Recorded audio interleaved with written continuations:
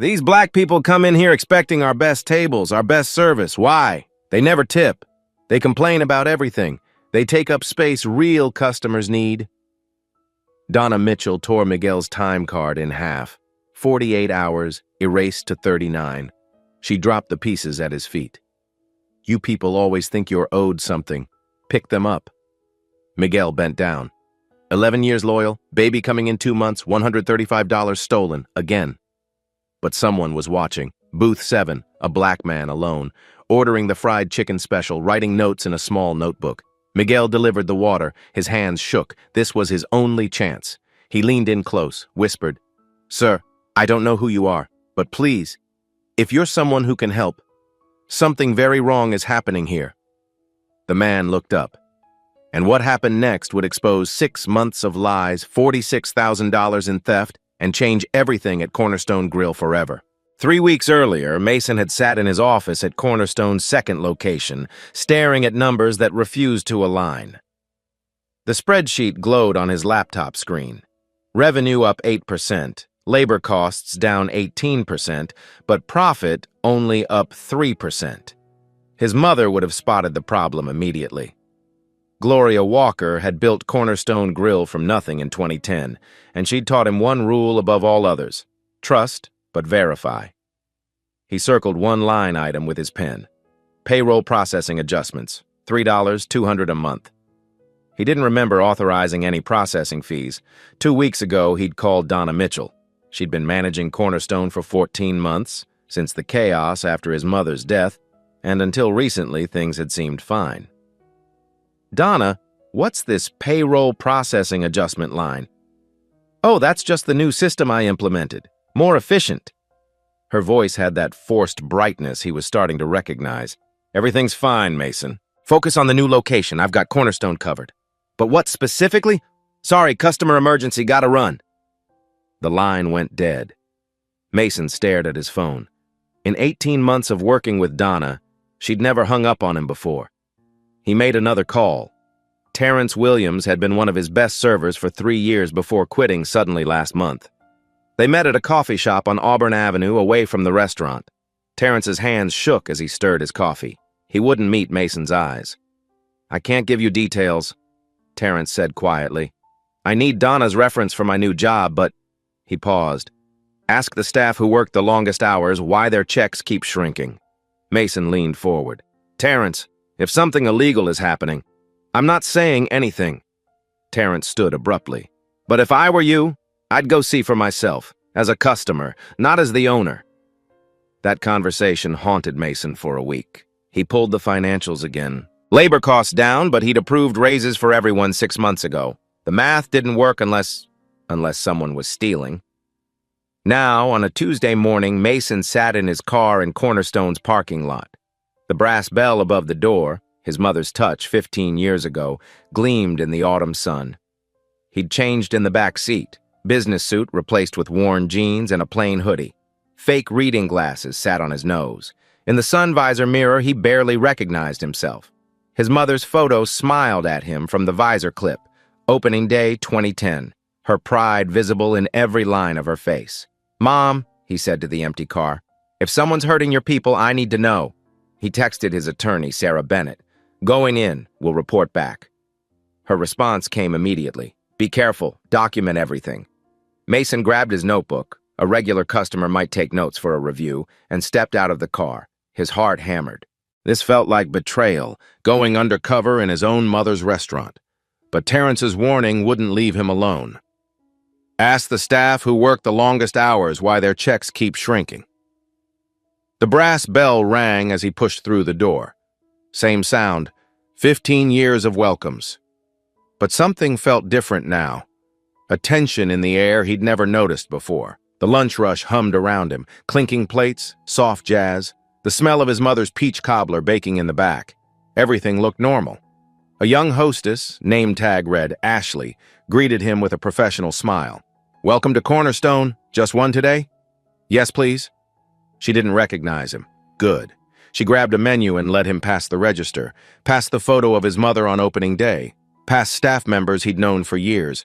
None of them looked twice. "How's this?" Ashley gestured to booth 7, his mother's favorite spot. The worn leather had held her weight 1,000 times. She'd always said this booth had the best view of the whole restaurant. Kitchen, floor, front door, everything visible.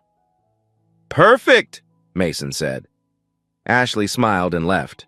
Mason opened the menu, his mother's handwriting on the original design, professionally reproduced, and pulled out his notebook. He wrote, "Staff ratio, labor costs, service patterns." In the kitchen, someone called out an order. On the floor, servers moved with practiced efficiency. Everything looked fine, but Terrence's words echoed, "Go see for yourself." So Mason watched, and he waited, and he wondered what truth would find him in booth 7. Ashley returned with his sweet tea. Mason ordered the fried chicken special, his mother's recipe, the one that put Cornerstone on Atlanta's culinary map. She smiled and disappeared toward the kitchen. Mason studied the room. 3 servers worked the floor. Ashley and another white woman named Emily moved between 4 tables each. The third server, a Latino man whose name tag read Miguel, 11 years, handled 6 tables. He moved faster, served more, but looked exhausted in a way the others didn't. Miguel approached booth 7. He set down Mason's tea. His hands trembled slightly. Not much, but enough. "Here's your tea, sir. Have you decided on lunch? The fried chicken special, please." "Good choice." Something flickered in Miguel's eyes.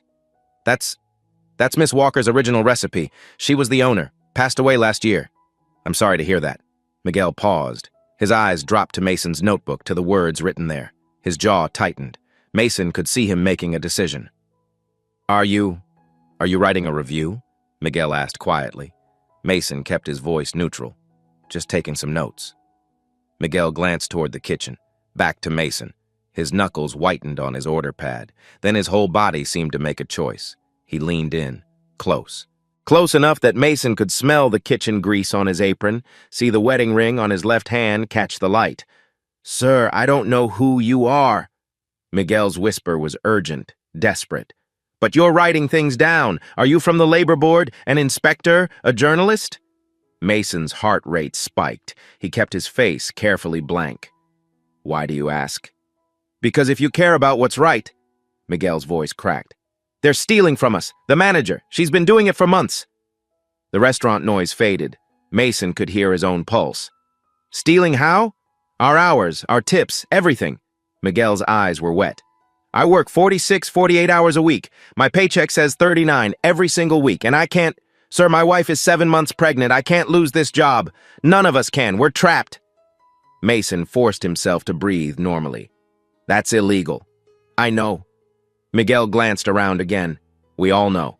"But who's going to believe us? We're just workers. She's management. She has all the power." Miguel's hand went to his apron pocket.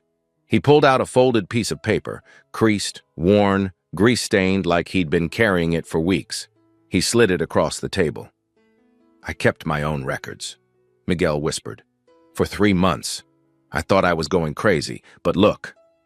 Mason unfolded the paper. A time card photocopy. 2 columns in different handwriting. Actual hours, handwritten. Week of September 15th, 21. 46.5 hours paid hours, official time card. 39.5 hours, week of September 22nd, 28, 48.5, 40.0 week of September 29th, October 5th, 46.0, 39.07 to 8 hours stolen, every week, from one person. Miguel's hourly wage was written at the top, $15/hour. Mason did the math. 8 hours times $15 times 4 weeks, nearly $500 a month. From one employee. "Has anyone else noticed?" Mason asked. Miguel's voice dropped even lower. 7 of us. All the staff who've been here longest." He swallowed hard. "All the ones who aren't white." Before Mason could respond, the front door opened. Miguel's face went white. He stood up straight so fast Mason thought he might faint. Donna Mitchell walked in. Designer handbag, expensive shoes. Mason recognized them. $800 at Nordstrom. Her eyes swept the dining room with the gaze of someone checking territory, looking for problems to control. "That's her," Miguel breathed. "I have to go. My locker, number 23, combination 234119. After closing tonight, if you're really here to help." He walked away before Mason could speak, professional smile back on his face. "Miguel!" Donna's voice carried across the restaurant. "Table 12's water is empty. Are you taking care of your section?" "Yes, ma'am. Right away." Mason watched Miguel hurry away. Then Donna turned, scanned the room, and her eyes landed on booth 7. She approached with a hospitality smile. "Everything tasting good today, sir?" Mason looked up at the woman stealing from his mother's staff. "Perfect. This recipe is incredible." "Family recipe." Donna beamed. "We honor our traditions here." She walked away. Mason sat very still. In his hand, Miguel's time card photocopy felt like it weighed 10 pounds. 7 employees, 7 or 8 hours each, every week. For how long? The fried chicken special arrived. Mason barely tasted it. That night, Mason sat in his car outside Cornerstone at 11:30 p.m. The parking lot was empty except for one car, an old Honda with a baby seat in back, Miguel's car. At 11:35, the back door opened. Miguel stepped out, looked around nervously, then saw Mason's car. Mason got out. "You came back," Miguel said. "You said locker 23. Miguel's voice shook. "I didn't think you'd actually... Who are you?" "Someone who cares. Show me." The staff break room smelled like old coffee and industrial cleaner. Miguel opened locker 23. Inside, a folder stuffed with papers. He pulled it out like he was handling evidence at a crime scene. 8 time cards, photocopies, different names, same story. Hours that didn't match. Wage theft documentation. Miguel had written it across the top of a spiral notebook. 3 months of entries, clock-in times, clock-out times, break durations, all handwritten, all meticulous. A list of names: Miguel Torres, Derek Davis, Jennifer Hayes, Roberto Silva, Keisha Williams, James Porter, Maya Johnson. "All started April 2024, Miguel said quietly, 2 months after Miss Walker died. Mason's throat tightened at his mother's name. He paged through the evidence. Photos of pink adjustment forms, calculations, even a photo of a stack of time cards in Donna's office through a partially open door. "You've been documenting everything," Mason said. "I had to..." Miguel's voice broke. "Nobody would believe us without proof. We're just workers. She's management. She has all the authority, all the power." "How many people know you're keeping this?" "Just Derek and Jennifer. They're too scared to come forward. I am too, but I can't." He looked at Mason. "I can't let this keep happening. My daughter, she's going to be born in 2 months. I want her to see her father stand up, even if it costs me everything." Mason closed the folder carefully. "Miguel, I need you to trust me." "Who are you?" "Someone who's going to make this right." Mason made a decision. "But I need to see the system from the inside, how it works, who's involved, all of it." Miguel stared at him. "You want to work here? Is Donna hiring?" "Dishwasher position. Posted yesterday." Miguel's eyes widened. "You're serious? Can you make it happen?" "Tell her there's a guy who came in today, asked about the position. Name's J.C. Hayes. Worked in catering. Needs the work." Miguel nodded slowly. "She'll want to interview you. Tomorrow." Mason drove home at midnight. He couldn't sleep. At 2 a.m., he called Sarah Bennett, his attorney. "This better be good," Sarah answered, voice thick with sleep. "I need you to help me build a fake work history. Name J.C. Hayes. 2 years catering experience. I'm going undercover as an employee." Silence. Then, "Mason, you have enough to confront her now. Fire her. Call the Department of Labor. Why risk going undercover?" Mason looked at the evidence spread across his desk. Miguel's handwriting, the baby seat in his Honda. 7 names. "Because Miguel and 6 others have been living this for months," Mason said. "I need to understand what they experienced. And I need evidence of how the system works, not just that it happened." "You're sure?" Mason looked at his mother's photo on the desk. "My mother would have done the same." By dawn, J.C. Hayes existed on paper. Resume, references. Terrence had agreed to verify employment. Basic Facebook profile. By 7 a.m., Mason had shaved his beard and changed his hair. In the mirror, he looked like someone else. At 9 a.m., his phone buzzed. "Miguel, Donna wants to meet you. 2 p.m. today." Mason texted back, "See you then." He sat in his car, preparing to become invisible in his own mother's restaurant. Day 1. The new guy. "You're the new dishwasher?" Donna Mitchell barely looked at Mason. Her eyes stayed on her clipboard, scanning schedules, marking adjustments with a red pen. "Yes, ma'am, J.C. Hayes." Dishwashing station is in back. Miguel will show you. We pay weekly. Don't be late. She still hadn't looked at his face. Shifts are 10 hours. Break room is down the hall. Clock in at that machine. Just like that, she walked away. Mason stood in his worn jeans and plain t-shirt, name tag reading JC clipped to his chest, and realized she hadn't even seen him. To Donna, he was already invisible. Disposable labor. Another body to fill a station. Miguel appeared from the kitchen. His eyes widened for half a second. Recognition. Then he smoothed his expression into professional neutrality. "You're JC?" Miguel said loudly. "I'm Miguel, head waiter. Let me show you the system." He led Mason to the dish pit. Steam rose from the industrial dishwasher. Plates stacked 3 feet high. The smell of grease and bleach. "This way," Miguel said. Then, quieter, "You actually did it." Mason whispered back, "Keep it quiet. Nobody can know. Not even Derek? Especially not yet. The fewer people who know, the safer we all are." Miguel nodded. "What do you need from me? Treat me like any new guy. Let me see everything." The first shift passed in a blur of scalding water and endless plates. Mason's hands pruned. His back ached. Derek, the head cook, a man with kind eyes and 30 years of kitchen wisdom in his movements, showed him how to stack clean dishes without breaking them. Emily, one of the white servers, brought him a water bottle during her break. "Stay hydrated. The pit'll kill you otherwise." Nobody recognized him. He was just JC, the new dishwasher. Day 2, the first adjustment. Mason clocked out at 5:46 p.m. on day 2. His time card showed in 7:03 a.m., out 5:46 p.m. 10 hours and 43 minutes. He'd been moving plates for nearly 11 hours straight. On day 3, he clocked in and checked yesterday's card. Someone had crossed out 10.72 hours in red pen and written 10.00 hours beside it. An official stamp read, "Adjusted DM Donna Mitchell, 43 minutes, erased, like they'd never happened." Mason stared at the card. This was what Miguel felt every week. This violation. This theft of time he'd never get back. The difference was Mason knew it was happening. Miguel had spent months thinking he was losing his mind. Derek appeared beside him. "First time? What?" "The adjustments. She does it to most of us. Says it's rounding policy." Derek's voice held years of bitter resignation. "But it only ever rounds down, never up. That's legal?" Derek laughed without humor. "You think she cares about legal? Welcome to Cornerstone, where your time doesn't count."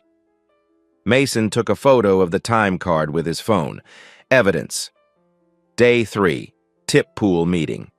The break room felt smaller with all 12 front-of-house staff crammed in. Donna stood at the head of the table, professional smile in place. "Due to processing and administrative overhead, we're implementing a 15% service fee on pooled tips." She held up a printed memo, official-looking, except Mason could see. No letterhead, no logo, just text on white paper. Emily raised her hand. "Wait, 15% off the top? It's non-negotiable, new policy." Miguel's voice was quiet. "Where does that money go?" Donna's smile hardened. "Administrative costs? Next question?" Nobody asked. The room sat in defeated silence. Mason did the math in his head. Weekly tip pool averaged $2,600. 15%, $398 a week, $1,600 a month, nearly $10,000 every 6 months. Stolen from people who worked for tips because their base pay was barely minimum wage. He recorded the entire meeting on his phone, hidden in his hoodie pocket. Day 4, the training shift scam. At 6 a.m. on day 4, Mason arrived early. A young man, 23 maybe, nervous energy, was already working in the kitchen, chopping vegetables, no name tag, no time card punched. Mason approached. "Ya marcaste tu entrada? Did you clock in?" The young man, Roberto, shook his head. "No. La señora Donna dijo que los primeros 2 días son entrenamiento, sin pago. Miss Donna said the first 2 days are training, no pay." "That's illegal, hermano." Roberto's face went pale. "I need this job. I can't complain." Mason pulled out his phone, started a timer. "Keep your own records, Roberto, always. Write down when you start, when you finish. Take pictures if you can. Don't trust the system." Roberto nodded, but fear lived in his eyes. The fear of someone who couldn't afford to lose work, who had no safety net, who was trapped. Mason felt rage settle cold in his chest. This was the system. This was how Donna kept power. Target the vulnerable, make them afraid, steal from those who couldn't fight back. Day 5. Derek's confession. Late shift after closing. Just Mason and Derek in the kitchen scrubbing down surfaces. Derek spoke without looking at Mason. "You seem like a good guy, JC. Want some advice?" "Sure. Keep your own time. Every clock in, every clock out. Write it down, take pictures. Because 3 months from now, you'll look at your check and wonder why you're broke despite working 60 hours a week. It's happened to you? Happens to all of us." Derek gestured toward the front. "Everyone who's not white, anyway. And some who are." He nodded toward the manager's office. "Jennifer, the supervisor. She's Asian. They're taking from her, too." "How long?" 6 months, since about 2 months after Miss Walker passed." Derek's voice softened. "That's when Donna stopped pretending to care. Miss Walker, she knew my son's name, his birthday, what college he wanted. She made sure my shifts worked around his school events." He looked at Mason finally. "Donna doesn't even know I have a kid. The difference between being seen and being invisible." Day 5, late night, Jennifer's guilt. Mason passed the manager's office during his break. Door cracked open, voices inside. "These 3 need adjusting. Use the standard formula."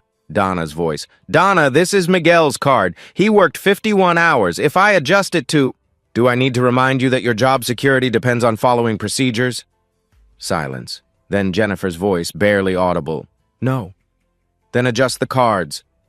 Mason kept walking, but he'd seen Jennifer through the crack in the door. Asian woman, mid-30s, looking at those time cards like they were burning her hands. She was complicit, but under duress. There was a difference. Night 5, the office discovery, 11:45 p.m. Cornerstone Grill was dark. Mason had stayed late, hidden in the supply closet, waiting for the restaurant to empty. Now he moved through the shadows to Donna's office. The door was unlocked, sloppy. Donna was getting careless, confident in her power. Mason slipped inside, closed the door, turned on the desk lamp. Minimal light wouldn't be visible from outside. The computer was still logged in. Amateur mistake. He opened the file directory, clicked through folders, and there it was. Operationaladjustments.xlx. His hands trembled as he opened it.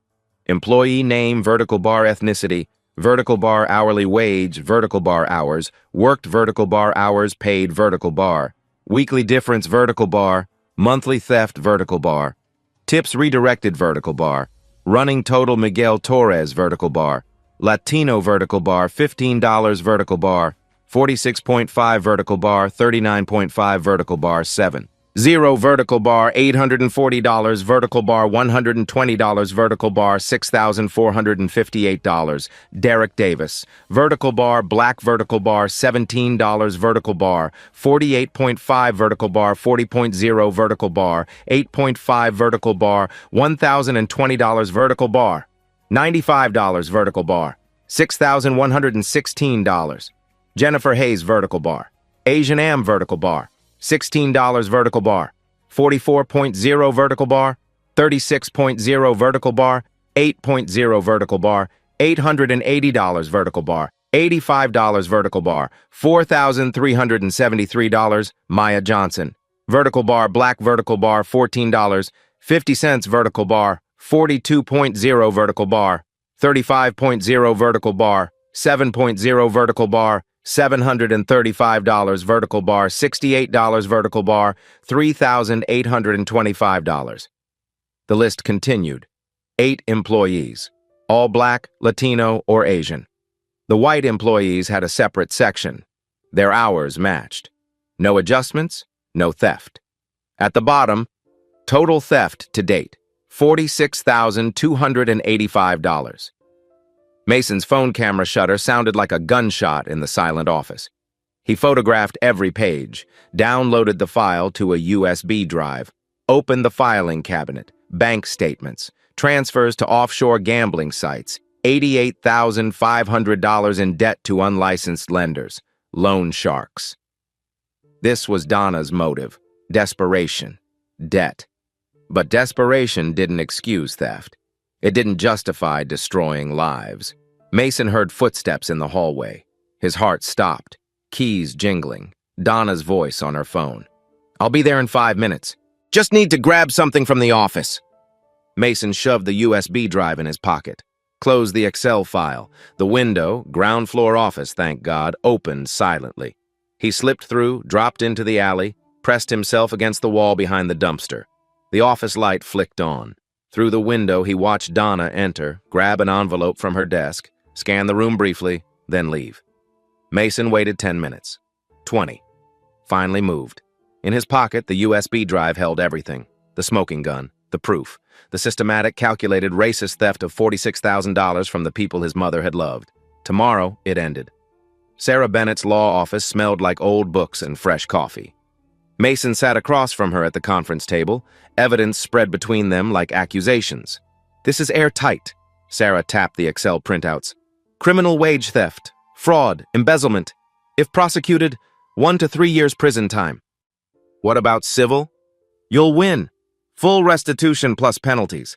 The racial targeting elevates this beyond simple theft. This is potentially discriminatory labor practices." She looked at him.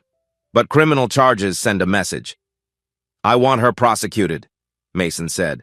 "But I want my staff protected first. We can do both." Sarah pulled out a legal pad. "Here's how.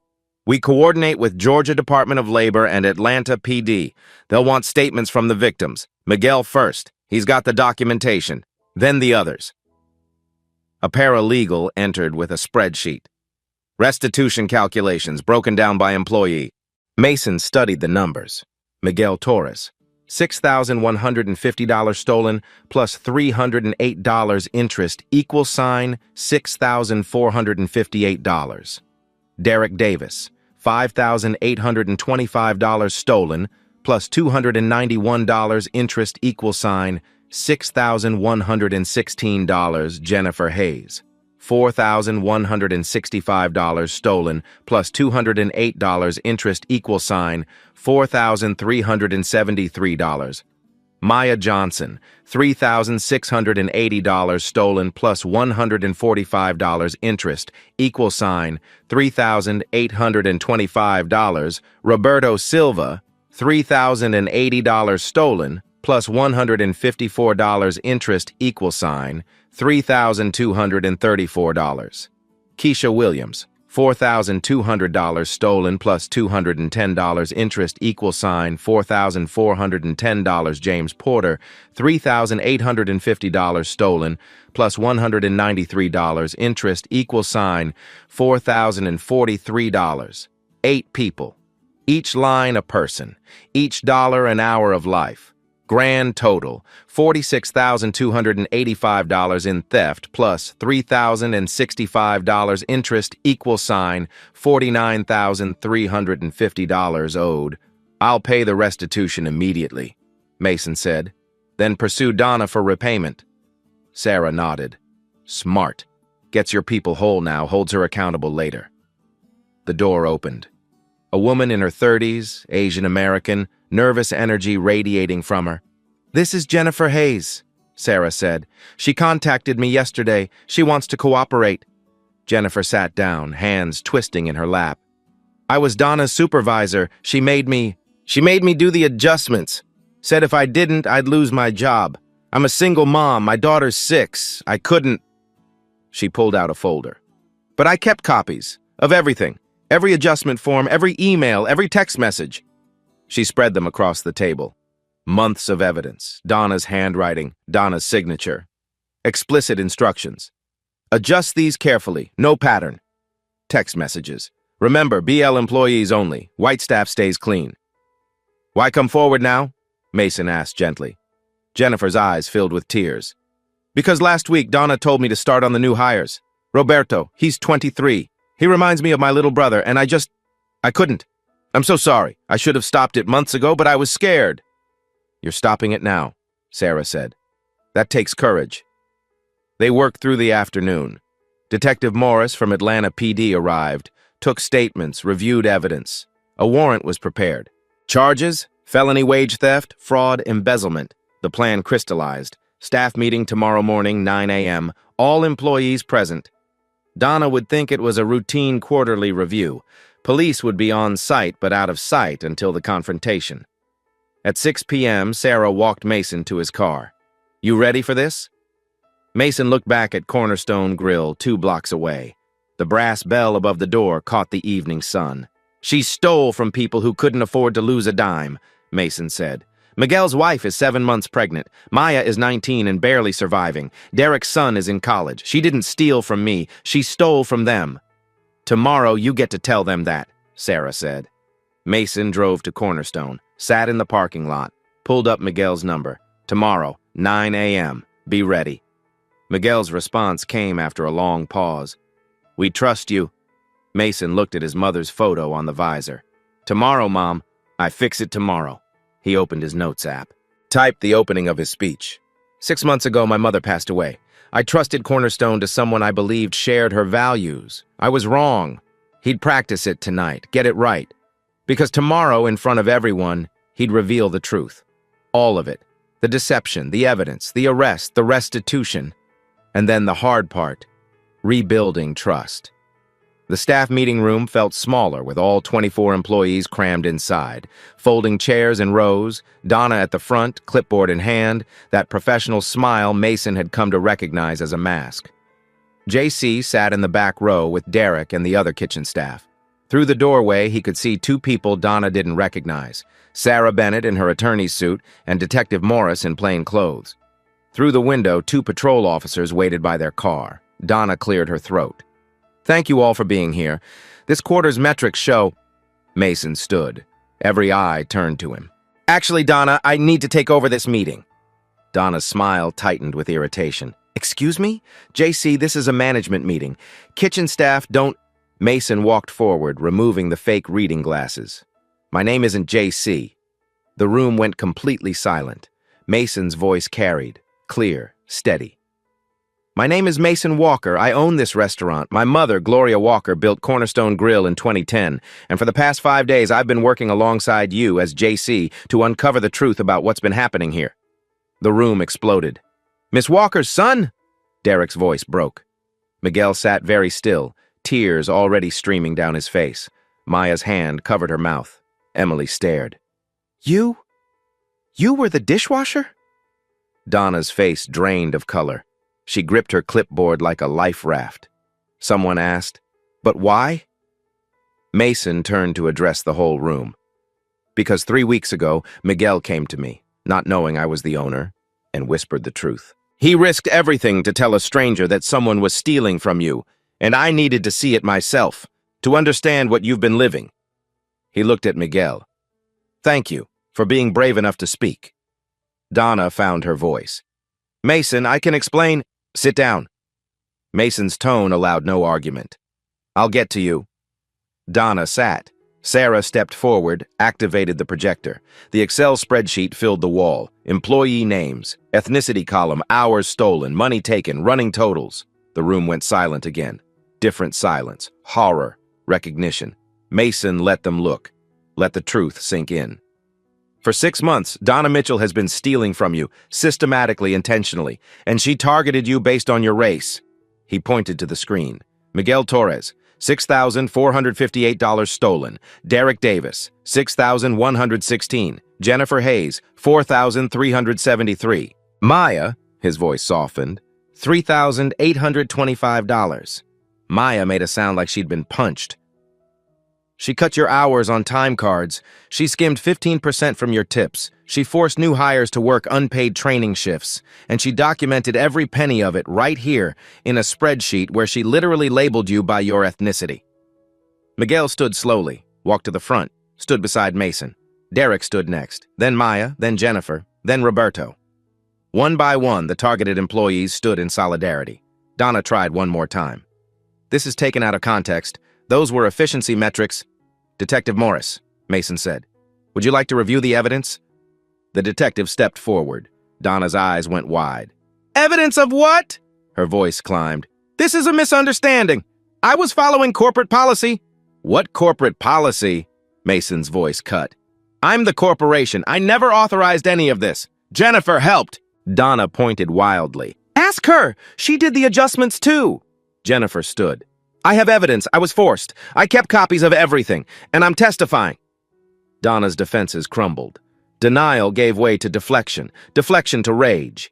You had no right to spy on me. You can't just— I had every right, Mason said quietly. This is my restaurant. These are my people, and you stole from them. I needed the money. Donna's voice broke. I have debts. I was going to pay it back. The room was silent. No one spoke in her defense. Mason took a step forward. You stole from people who can't afford to miss a single day's pay. Miguel's wife is 7 months pregnant. Maya is 19 and barely surviving. Derek has a son in college. Roberto came here looking for a chance. His voice shook with controlled anger. You didn't steal from me, Donna. You stole from them. From people my mother loved. People she built this place to protect. Donna started crying, not remorseful tears. Desperate, trapped tears. Detective Morris stepped forward. Donna Mitchell, you're under arrest for felony wage theft, embezzlement, fraud, and labor law violations under Georgia Code. He read her Miranda rights. The handcuffs clicked onto her wrists, a sound that echoed in the silent room. Finality. Justice made physical. Donna was led past the staff she'd exploited. Past Miguel, who wouldn't look at her. Past Derek, who whispered, Miss Walker is watching. Out the door. Into the patrol car. The room exhaled collectively. Someone started crying, then another, then several. Not celebration, relief. The kind of tears that come when weight you've carried for months finally lifts. Mason stood at the front of the room, looking at faces he'd known for years and 5 days. I'm sorry, he said. I'm sorry I didn't know sooner. I'm sorry you had to live through this. But I promise you on my mother's memory, this ends now, today. And I'm going to make it right. Miguel's voice, hoarse with emotion. You already have. The police car drove away. Mason asked everyone to stay. Please, we're not done. He opened a box Sarah had brought. Inside, sealed envelopes, each one with a handwritten name. For 6 months, Donna stole $46,285 from 8 of you. Today, you're getting every penny back, plus interest. He lifted the first envelope. Miguel Torres, would you come up here? Miguel walked forward slowly like he was in a dream. Mason shook his hand, looked him in the eye. 11 years ago, you started here as a busser. You worked every holiday, every double shift, every time we needed you. When theft was happening, you kept records. You risked everything to whisper the truth to a stranger who turned out to be me. He handed Miguel the envelope. $6,458. Every penny you were owed, plus interest. Miguel opened it, stared at the check. His hands shook. And I have one more question, Mason said. Would you be Cornerstone Grill's general manager? The room went silent. Miguel looked up, tears streaming. I'm a waiter. I don't have management experience. You have something better. You have integrity. You know what it's like to be on the floor. You'll never let what happened under Donna happen again. You'll protect them. Mason gestured to the staff. Will you take it? Miguel's voice broke. Yes, for Miss Walker, for all of us. The staff stood and applauded, not polite applause, real, sustained, several minutes of clapping and cheering. Miguel covered his face with his hands and cried. Derek Davis, Mason called next. Derek approached, wiping his eyes. My mother trusted you in her kitchen. You kept her recipes alive. You kept standards high even when management failed you. You mentored everyone, including me when I was undercover. He handed Derek his envelope. $6,116. And starting next week, you're executive chef. Derek took the check and pulled Mason into a hug. Your mama would be so proud. Maya Johnson. Maya came forward, 19 years old, looking half that age with tears running down her face. Maya, you're 19. You left home at 17. You've been trying to survive while being robbed every single week. Mason handed her the envelope. $3,825, and I'm paying your first and last month's rent directly to your landlord so you never have to worry again. Plus, if you want it, there's an assistant manager position open. Paid training, real training, not Donna's scam. Maya opened the envelope, stared at the check. Then her face crumpled and she sobbed. Ugly, relieved, guttural sobs. Mason let her cry. The staff let her cry. She earned those tears. Jennifer Hayes. Jennifer walked up slowly, shoulders hunched. Jennifer, you were put in an impossible situation, threatened, scared for your daughter, but you kept evidence, you came forward, you chose truth over complicity. He gave her the envelope. $4,373, and I'd like you to become our human resources director. Help me build systems that protect people from ever being exploited again. Jennifer looked at him through tears. You're giving me a second chance? You're giving us expertise. We need someone who knows how systems fail so they never fail again. He called up Roberto, Keisha, James, each person, each check, each acknowledgement of suffering and theft and dignity stolen and now restored. When the restitution ceremony ended, Mason unveiled the new operational systems. Transparent time tracking, biometric time clock, fingerprints can't be manipulated. Every employee gets an app to view hours in real time, automatic alerts for any discrepancy, monthly external audits. Applause. Tip distribution transparency. Digital system tracks all tips. Weekly reports emailed to every server. Zero processing fees, those were illegal. Tip pooling is optional, voted on by servers quarterly. More applause. All training shifts paid at full hourly rate. No unpaid trial periods. New hire handbook in English, Spanish, and Vietnamese. Roberto stood and clapped, tears in his eyes. Workers' rights education. Mandatory quarterly training on labor law. Posters in English and Spanish with Department of Labor contact. Anonymous third-party reporting hotline for any concerns. Zero retaliation policy in writing. And one more thing. Mason pulled out printed documents. Beginning next quarter, 10% of net profit divided among hourly staff based on hours worked. Transparent reporting. Everyone sees the books. The room erupted. Staff members hugged each other, cried, laughed. Someone started chanting thank you and others joined. Mason held up his hands. Wait, I have one more announcement. The room quieted. Donna stole $46,000 from you. You're getting it all back with interest, $49,350 total. But that doesn't account for the stress. The late fees you paid because checks were short, the overdraft charges, the rent you couldn't make, the fear. He paused. So I'm matching that amount. $46,000 going into a staff hardship fund. If you have an emergency, medical, housing, family crisis, you apply to a committee of your peers. They decide. No manager approval needed. It's your fund, your safety net. Maya stood up. You're giving us another $46,000? I'm giving you security. What Donna took wasn't just money. It was peace of mind. This is a start at restoring that. The staff sat in stunned silence. Then Derek stood. Then Miguel. Then everyone. Standing ovation that lasted 5 minutes. Miguel finally spoke. This is what Miss Walker would have wanted. A place where people matter more than profit. Where dignity comes first. Mason looked at the faces around him. His mother's family, his family now. Going forward, we do this together. Monthly all-staff meetings. Your voice is heard. Your ideas welcomed. This is your restaurant, too. Emily raised her hand. What if we see something wrong in the future? Third-party hotline. Number on every poster. Anonymous if you want. Investigated by external firm. And you can always come directly to me or Miguel. We'll listen. I promise. They talked for another hour. Questions, concerns, ideas. A real conversation. Not boss to employee, people to people. When it ended, the staff filtered out slowly. Miguel stayed behind. Thank you, he said simply. Mason shook his head. You saved them. You were the one brave enough to speak. I just had the power to fix it. No, Miguel said. You had the integrity to care. 3 months later, the dinner rush at Cornerstone Grill hummed with a different energy now. In the kitchen, Derek called out orders with a teaching rhythm, showing the new sous chef proper roux technique. Too dark, there, perfect. In this kitchen, you mess up, you learn. Miss Walker's rule. On the floor, Miguel managed the host stand, greeting regulars by name. Mr. Patterson, your usual table by the window? Miguel, how's that baby girl? Miguel's face lit up.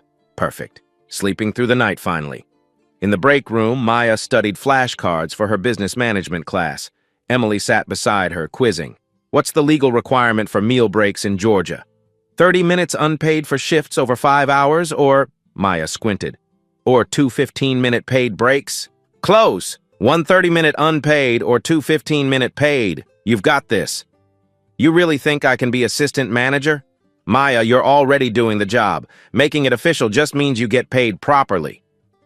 At the time clock, staff clocked in without anxiety. The biometric scanner beeped cheerfully. No one worried about adjustments. No one feared their hours disappearing.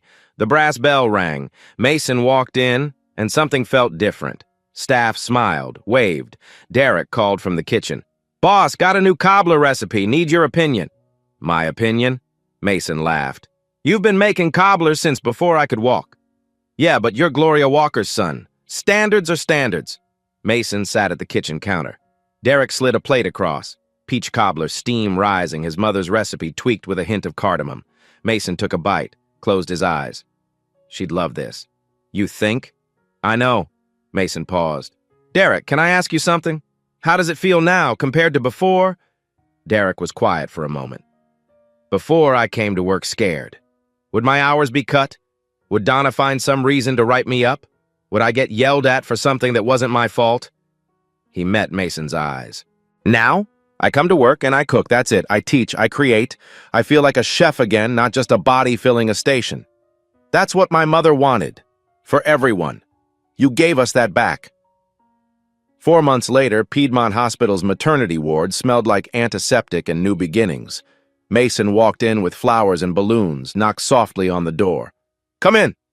Miguel sat in a chair beside the hospital bed, holding a tiny bundle wrapped in pink. Carmen, his wife, smiled tiredly from the bed. "Mason," Miguel's voice was soft. "Meet Gloria Elena Torres." Mason's throat tightened. "Gloria? After your mother." Miguel looked down at his daughter. "If that's okay. My mother would be—" Mason couldn't finish. He just nodded. Carmen spoke. "Thank you for everything, for fighting for us. Miguel tells me if you hadn't come that day, hadn't listened, we'd still be drowning. Now we have savings. We have security. Our daughter gets to grow up with a father who's not broken by fear. She gets to grow up seeing her father stand up for what's right," Mason said. "That's what Miguel did. He's the hero of this story." Miguel shook his head, but he was crying. Happy tears this time. 5 months later, surprise!